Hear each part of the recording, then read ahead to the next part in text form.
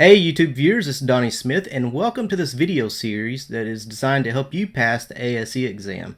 Now this video series is specifically for the paint refinish, and what we're going to do is we'll go through the task and give you the knowledge to pass the test. What this is not really your prep test type book. It's not just test questions.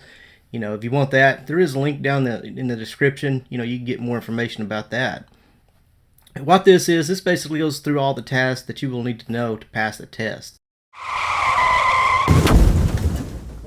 And this task is B9, and that's mask and protect other areas that will not be refinished.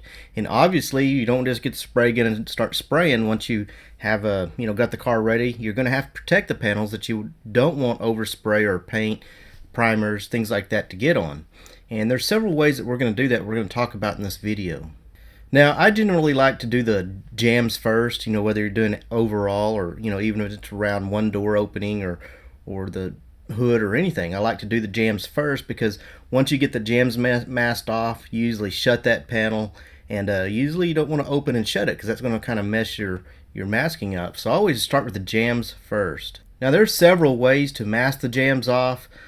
Before you start masking those off, though, it's very important that you clean the jams really good. You wash it whenever you wash the car, and also use some wax and grease remover, because if the jams aren't really clean, the tape's not going to stick good. So when you get the car ready to paint, don't just wash the panels that you're painting, also wash and clean the areas that you're going to be masking to as well. Now, one of the first methods I'm going to talk about, it's one of the first methods I learned years ago, and that's basically just using some tape. And you go around the jam edge and you go back about 1/4 of an inch. You want it to wrap around a little bit if you're painting. Now if you're priming, you don't want any primer whatsoever in the jam, so you'll go all the way to the edge. But when getting ready to paint, you're going to drop back about 1/4. You're going to allow some of that paint to go around the edge because you don't want a hard edge that you can see right on the edge. And then you make a line with your tape and then come back with some 3-inch or 6-inch paper and mask that to the tape that you just put on there to prevent it from getting in the jams. And what they'll do, they'll give you a nice crisp line, but really don't like hard lines, so really we've come up with some different methods that's better than that. But that is one method that was used, and still maybe some of you that use that method. To help prevent that hard line, another method is to back mask. That's basically where you just get some 1.5 or 2-inch tape and you put on there, and then you fold it backwards. And that kind of allows that tape to make a tapered edge, which makes a lot softer edge. And here's an example of us back masking a jam and a wheel well. So basically just putting the tape over there and folding it over. And then you can come back with some paper and tape to that, to keep it from getting further into the jam. And then they came out with aperture tape. Now this is a fairly simple and quick method to mask the jams off, works well. And the aperture tape also comes in different widths for different size of jam openings.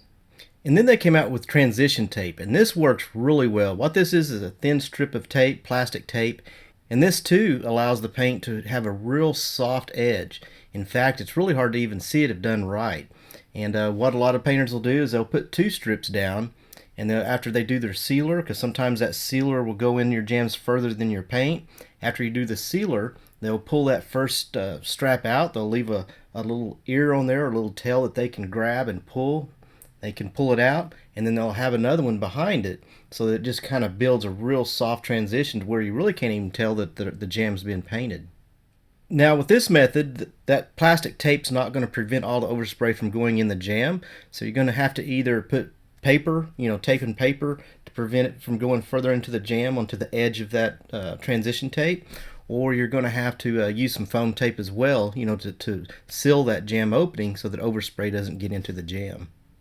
Now, if you're priming, you're not getting ready to paint and you're just priming, one thing to keep in mind, you do not want that paint going around the edge. You don't want it to wrap around. You don't want any primer surface or, to get in the jam at all, because it's just going to be something you have to clean out, and then you're going to have to paint, back in that area further than you prime. So it's a good idea on your jams to always go to the edges, the very edge, and prevent any primer from going inside the openings at all.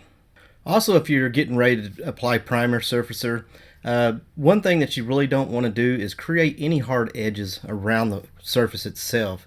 For example, I've seen a lot where they mask a square around the repair area, and then they prime that entire area that's not masked off, and it builds a real hard edge around that opening or around that repair area. And then it takes a lot of extra work trying to sand that primer and feather that hard edge in. And I've even seen it where you've feathered, where you've sanded that line completely off, but you can still kind of see it if you look closely after the car's been painted. So one way to do that is to backmask around that area. That way you don't get such a hard edge. But really, whenever you're priming, you really don't want to prime all the way to those edges. You want to allow the primer to kind of feather out and not have any edges whatsoever. But you are going to have to mask because you don't want it to get further than you intended for the primer to get.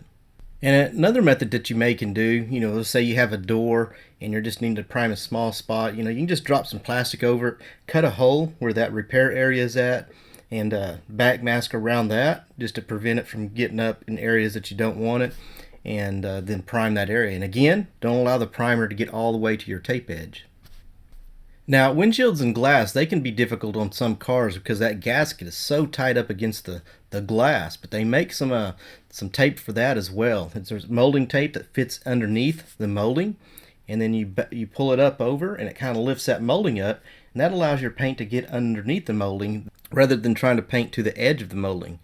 And the problem with painting to the edge of the molding, if you're just trying to mask the molding off and you do your painting and your clear coating, a lot of times that will bridge. And what that means is where there's so much coatings on there, where it goes like from the roof panel and it goes up on top of the tape, and it kind of filled in that crack. And when you go to peel that off, you're going to have some problems. If you have no other choice but to do this method, be sure right after you get done with your last clear coat to pull that tape off so it'll allow the clear to lay down. If you wait till it dries and you go in to pull that off and it bridged, you may take a chunk of clear off the roof as well. And on some of the moldings, if they're loose enough, you can also pull them up and put like a 1/4 inch rope underneath the molding, and that will raise the molding up and allow the paint to go underneath the molding as well. And if you're masking like wiring harnesses or hoses, fuel lines, things like that, a good tip for that is use aluminum foil, because you can just wrap it around and mold it to those parts, and then when you're done you can just pull it off. I don't know if you've ever masked off a wiring harness, but it takes a lot of time to unmask it. That's where it takes most of the time. So aluminum foil, a little more expensive, but save you a lot of time. And one more thing not to forget about is a lot of the holes.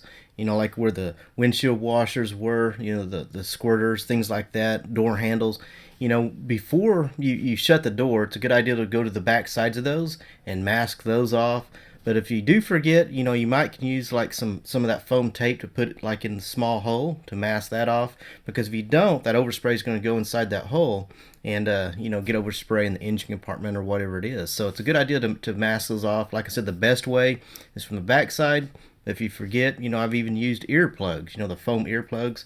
Squeeze them, put them in that hole, and they'll expand, and that way it'll seal that area off. It is my goal to keep these videos short, so that's all we're going to cover in this video. Just give you little chunks at a time, let you absorb that, and then you can watch the next video. Down below is a link to the test prep books that I have, but also there's a link that'll take you to all these videos if you're wanting to go through more than one video at a time and take you through the entire playlist. So be sure and check that out to go through the ones that I've already uploaded, and as they become available, they'll also be put on this site as well.